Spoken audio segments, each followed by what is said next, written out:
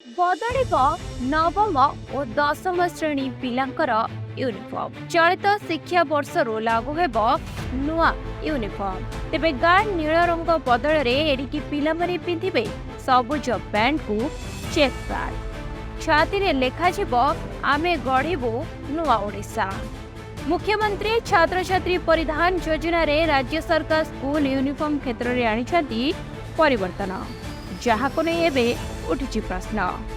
शिक्षा मान राज्य देशर 24 नंबर स्थान को खसी से उन्नति न आनी पोशाक परिवर्तन को नहीं राजनीति एवं तीव्र होती।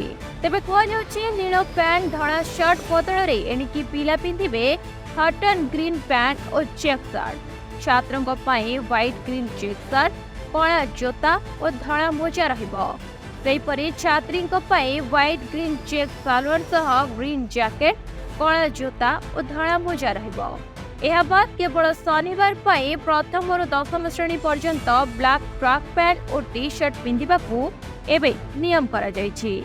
दशम रु कम उपस्थान थिबा स्कूल गुड़िकरे दुईटी निर्धारित रंगर टी शर्ट पिंधिबे छात्र छात्री। सेपरि 100 रु अधिक उपस्थान थिबा स्कूल ले 4टी हाउस गठन करा जिवो। नाली, हलदिया, सबुज और नील रंगर टी शर्ट पिंधिबे छात्र छात्री। पोशाक रहिबो आमे गढ़िबु नुआ ओडिशार लोगो। यूनिफॉर्म पई प्रति पिला हिसाब रे 1000 टंका खर्च करने को लक्ष्य रखिछथि गण शिक्षा विभाग। जिलावारी कमिटी गठन करा जाओ। लघु उद्योग और एसएचजी माध्यम टेंडर जोगे यहां जोगाई दिजिबो।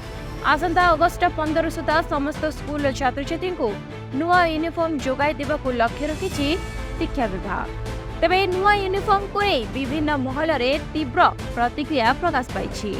छात्र छात्री यहां स्वागत करथिया बेले बुद्धिजीवी किंतु यहां विरोध करछथि। विद्यालय रे सरकार राजनीति न करबा को बुद्धिजीवी मत रखछथि। ब्यूरो रिपोर्ट खबर टुडे।